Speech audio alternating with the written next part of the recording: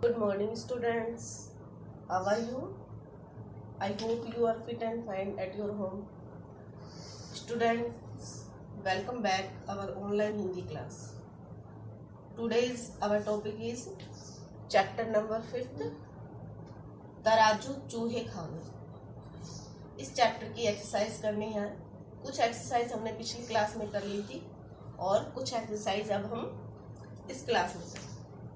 Okay, तो हमारी next exercise है फिफ्थ एक्सरसाइज। फिफ्थ एक्सरसाइज में संज्ञा है हमारी। संज्ञा क्या होती है? संज्ञा किसी का नाम, जो भी नाम होगा किसी भी चीज का, किसी वस्तु का, किसी प्राणी का, किसी स्थान का, किसी भाव का, जो भी नाम होगा वो नाम क्या कहलाएगा? संज्ञा।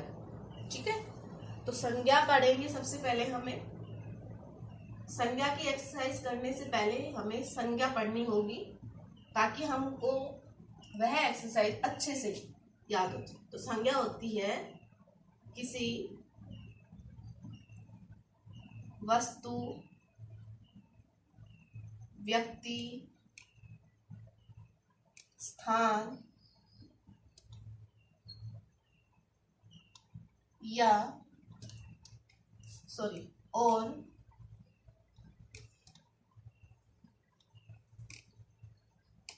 भाव के नाम को संज्ञा कहते हैं।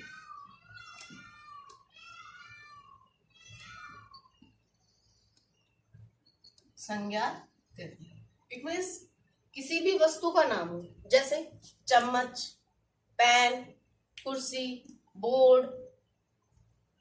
ठीक है, ये किसी भी वस्तु के नाम है तो ये संज्ञा है। व्यक्ति में जैसे राम, श्याम, हरि, राधा, रानी, ये सब क्या होगा? व्यक्ति में उसके नाम हो जाएंगे, तो ये भी संज्ञा। स्थान जैसे गांव, शहर, दिल्ली, जयपुर, ठीक है, रेवाड़ी, इस टाइप के जो स्थान के नाम होंगे वो भी क्या होंगे? संज्ञा। नेक्स्ट है भाव। कोई भी मन का भाव जो जिसको हम महसूस करते हैं, जैसे हरियाली हो गया, बचपन हो गया, बुढ़ापा हो गया, ठीक है, प्रेम हो गया, नफरत हो गया, घृणा हो गया, तो ये सब भाव क्या है? संज्ञाएं। तो किसी भी वस्तु का, किसी भी स्थान का, किसी भी भाव का, किसी भी प्राणी का, किसी भी व्यक्ति का नाम क्या कहलाएगा? संज्ञा कहलाएगा। तो हम संज्ञा को क्या कह सकते हैं? संज्ञा मीन्स नाम। नाम को ही क्या कहते हैं? संज्ञा। ठीक है, नाम को ही क्या कहेंगे? संज्ञा। तो संज्ञा के 3 प्रकार होते हैं। पहला है जातिवाचक।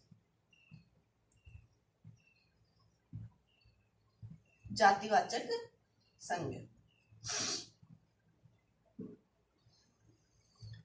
जैसा कि इसके नाम से ही पता चल रहा है, जातिवाचक मतलब वे संज्ञा शब्द जो अपनी पूरी जाति का ज्ञान करवाते हो, पूरी जाति का बोध करवाते हो।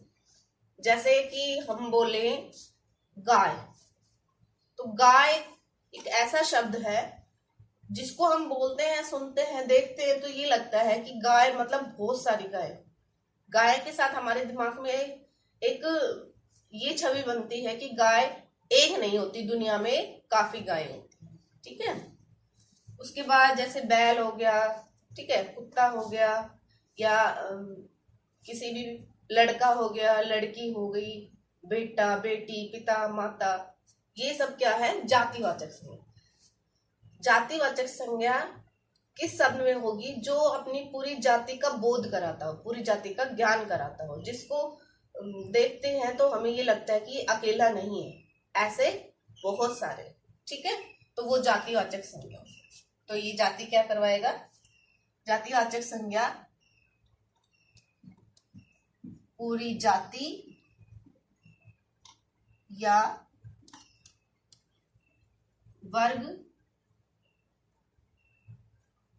का ज्ञान करा। या बोध कराता है। बोध को भी ज्ञान ही बोलते हैं, कराता है।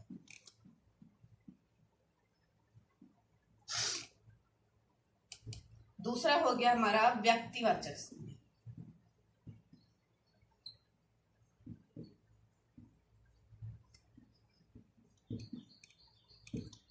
व्यक्तिवाचक संज्ञा उस शब्द में होगी जो विशेष नाम हो।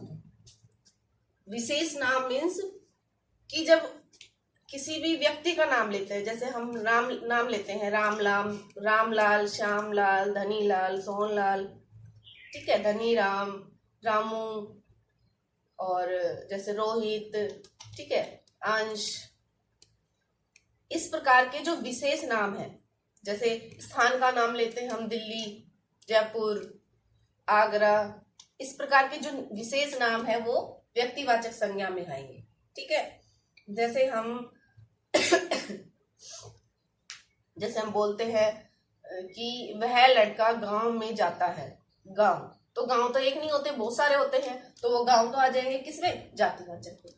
वह लड़का गांव से दिल्ली जाता है, तो दिल्ली शब्द विशेष हो गया, तो वो किस में आ जाएगा, व्यक्तिवाचक, ठीक है। तो व्यक्तिवाचक संज्ञा में विशेष नाम होंगे, विशेष नाम, ठीक है, चाहे वो व्यक्ति के हो, स्थान के हो, ठीक है, या किसी प्राणी के हो, ठीक है। नेक्स्ट है भाववाचक संज्ञा। भाववाचक संज्ञा में वे शब्द आएंगे जो हमारे भावों से जुड़े होते हैं, जो जिन शब्दों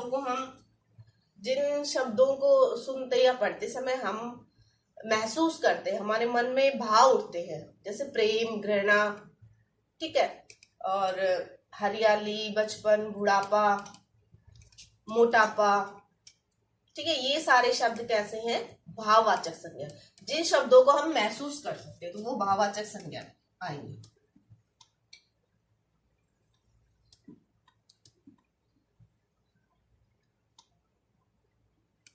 इसमें हम लिखते हैं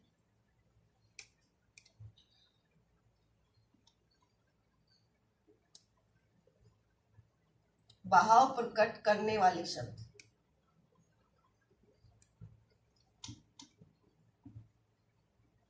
भाववाचक संज्ञा, ठीक है। भाव प्रकट करने वाले शब्द किस में आएंगे, भाववाचक संज्ञा, ठीक है। तो ये हमारी संज्ञा है, पहले हमने ये समझनी होगी, उसके बाद हम इसकी एक्सरसाइज कर पाएंगे। तो संज्ञा क्या होती है, किसी भी वस्तु का, किसी भी व्यक्ति का, किसी भी स्थान का, किसी भाव के नाम को क्या कहेंगे हम, संज्ञा कहेंगे, ठीक है। तो किसी का भी नाम हो, चाहे वो व्यक्ति हो, वस्तु हो, प्राणी हो, स्थान हो, तो वो क्या होगी, संज्ञा होगी। संज्ञा 3 प्रकार की होती है। पहली जातिवाचक, जो हमारी संपूर्ण जाति का बोध कराती, जो एक शब्द अपनी पूरी जाति का बोध करवाए उसे जातिवाचक संज्ञा कहते हैं, ठीक है। दूसरा है व्यक्तिवाचक। तो व्यक्तिवाचक संज्ञा में वे शब्द आएंगे जो विशेष व्यक्ति के, विशेष स्थान के, विशेष जगह के नाम होंगे, ठीक है, वो आएंगे किसमें, व्यक्तिवाचक संज्ञा। और भाववाचक संज्ञा जिन संज्ञा शब्दों को हम महसूस कर सकते हैं, ठीक है, जिन संज्ञा शब्दों को महसूस कर सकते हैं, जिनसे हमारे भाव प्रकट होते हैं, वो किसमें आएंगे, भाववाचक संज्ञा, ठीक है। तो ये हमारी संज्ञा यहाँ तक कंप्लीट हो गई। अब हम इसकी एक्सरसाइज करते हैं।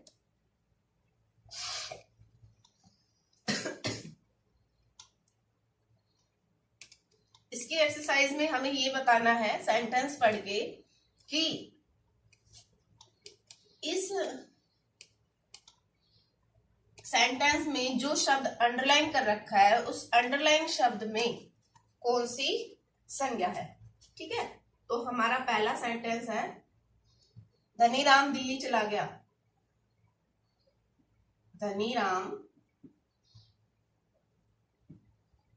दिल्ली चला गया, ठीक है, धनीराम दिल्ली चला गया। अब यहाँ पर दिल्ली के नीचे अंडरलाइन किया हुआ है और इस अंडरलाइन वाले शब्द से में पूछा है कि कौन सी संज्ञा है। तो अभी दिल्ली शब्द कैसा है, एक विशेष स्थान का नाम है, और विशेष नाम किस में आएगा? व्यक्तिवाचक। व्यक्तिवाचक। तो इसमें क्या हो गया? व्यक्तिवाचक संज्ञा हो गई। ठीक है, क्यों हो गई? क्योंकि दिल्ली एक विशेष स्थान का नाम है और विशेष नाम किस में आएंगे? व्यक्तिवाचक। नेक्स्ट है, सोहनलाल दुखी होकर बोला। सोहनलाल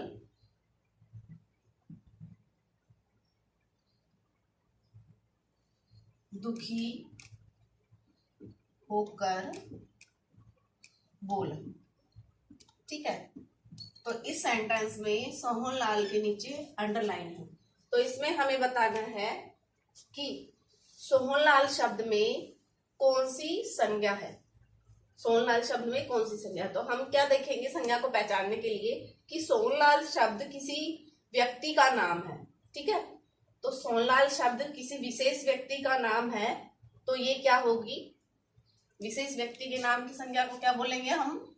व्यक्तिवाचक। इस शब्द में भी कौन सी संज्ञा हो जाएगी? व्यक्तिवाचक। ठीक है, नेक्स्ट सेंटेंस देखते हैं। यह तराजू कुछ दिनों के लिए रख लो। सेंटेंस है हमारा, यह तराजू कुछ दिनों के लिए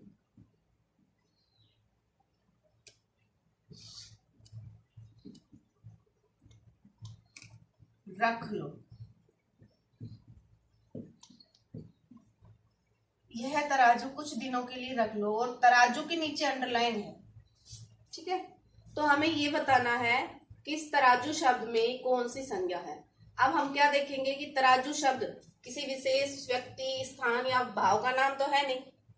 तराजू क्या है? एक वस्तु का नाम है, और तराजू एक ऐसी वस्तु है जो अपनी पूरी जाति का बोध करा रहा है, जिसमें ये पता चल रहा है कि तराजू एक नहीं होती, तराजू बहुत सारी होती है। ठीक है, तो ये जो एक व्यक्ति जो एक अपनी जाति का बोध करा है, उसमें कौन सी संज्ञा हो जाएगी? जातिवाचक। जातिवाचक संज्ञा। ठीक है, नेक्स्ट है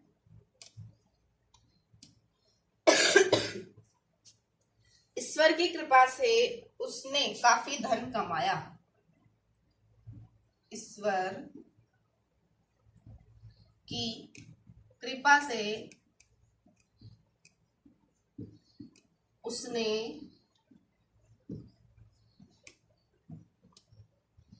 काफी धन कमाया। ठीक है, और ईश्वर के नीचे क्या है? अंडरलाइन। अब इसमें हम क्या देखेंगे कि ईश्वर शब्द है, जो हमारा ईश्वर शब्द है वो अपनी पूरी जाति का ज्ञान करवा रहा है। ठीक है, ईश्वर मतलब भगवान, तो भगवान एक तो नहीं होते, बहुत सारे होते हैं। अगर यहाँ पर विष्णु, कृष्ण जी, राम, ठीक है, ब्रह्मा जी, इस प्रकार से बोल देते कि विष्णु भगवान की कृपा से उसने काफी धन कमाया, तो यहाँ पर क्या हो जाता? विशेष नाम आने के कारण व्यक्तिवाचक संज्ञा। लेकिन यहाँ पर ईश्वर है, और ईश्वर में कोई भी भगवान आ सकता है, तो यह अपनी पूरी जाति का बोध करवा रहा है ये शब्द, तो इसमें क्या हो जाएगा? जातिवाचक।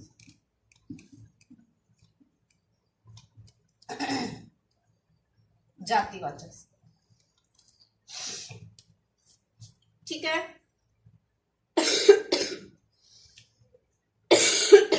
नेक्स्ट है धनीराम को क्रोध आ गया। धनीराम को क्रोध आ गया। थोड़ा नीचे लिखते हैं।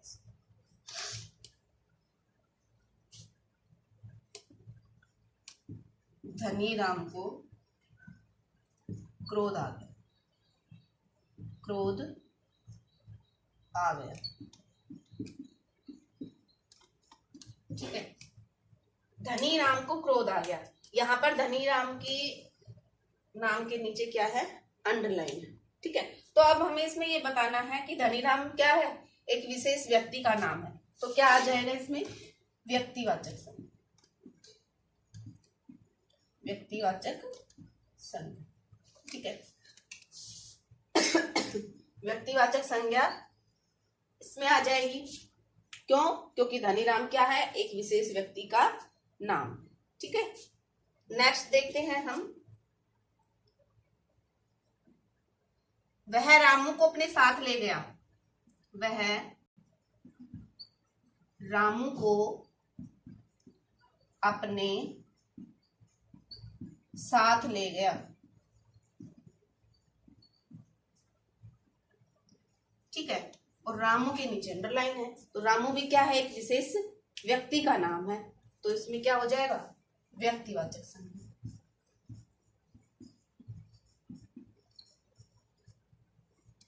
ठीक है, व्यक्तिवाचक संज्ञा हो जाएगी इसमें। ठीक है, क्या हो जाएगी इसमें, व्यक्तिवाचक संज्ञा। ठीक है, नेक्स्ट देखिए, एक सेंटेंस और बच गया इसमें हमारा। इसमें देखिए आप,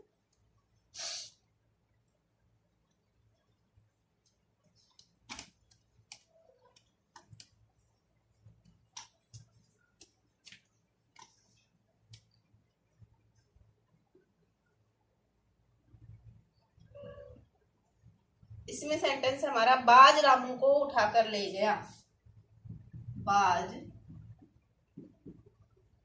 रामू को उठाकर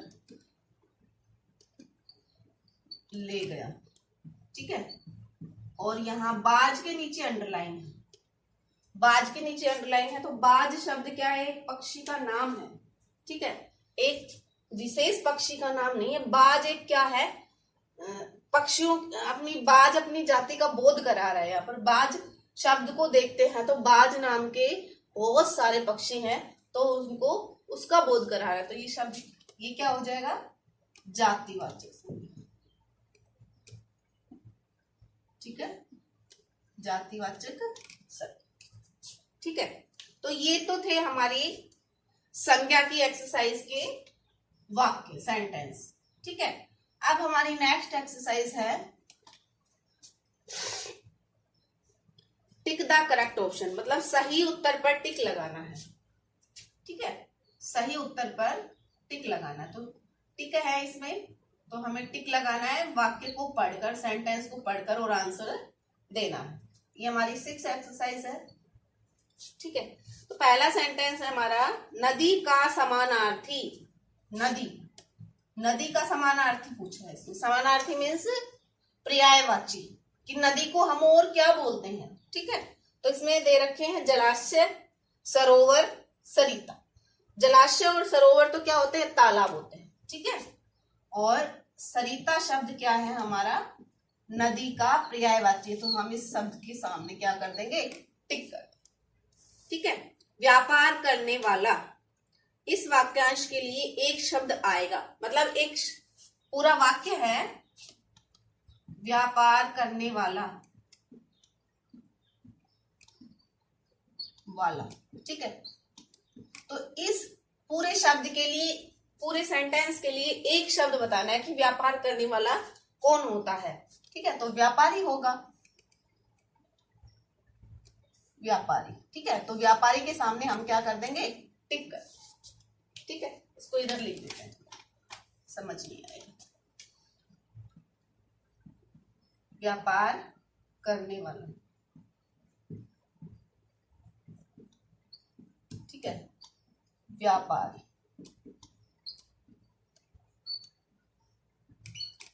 ठीक, नेक्स्ट है, ये हमारा कै था, ये ख, और अब आ जाएगा ग। ठीक है, इस वाक्य में रेखांकित शब्द सर्वनाम है।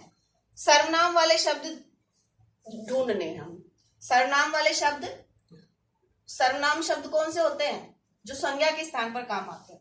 तो उसके पास काफी धन है, तो ये तो संज्ञा के स्थान पर काम नहीं आया। उसके पास काफी धन है, तो ये पास भी नहीं है, उसके पास काफी धन है, तो उसके शब्द क्या है हमारा, संज्ञा है, सॉरी सर्वनाम है उसके, ठीक है। उसके शब्द क्या है हमारा, सर्वनाम शब्द है, तो उसके सामने हम क्या कर देंगे, टिक कर देंगे, ठीक है। जिस उसके के नीचे अंडरलाइन लगी हुई है तो हम उस बॉक्स के सामने क्या कर देंगे, टिक कर, ठीक है। पूरा सेंटेंस भी लिख देते हैं, कंफ्यूजन नहीं हो। उसके पास काफी धन है, ठीक है। तो हम इसके सामने क्या करेंगे, टिक करेंगे, ओके। तो ये हमारे चैप्टर 5 की एक्सरसाइज कंप्लीट हो गई है। आज हमने संज्ञा और टिकदा सही उत्तर के सामने सही का चिन्ह लगाए, ये 2 एक्सरसाइज की है। आज की क्लास में इतना ही काफी है। अगला चैप्टर हम नेक्स्ट क्लास में करेंगे, ठीक है। तब तक के लिए धन्यवाद।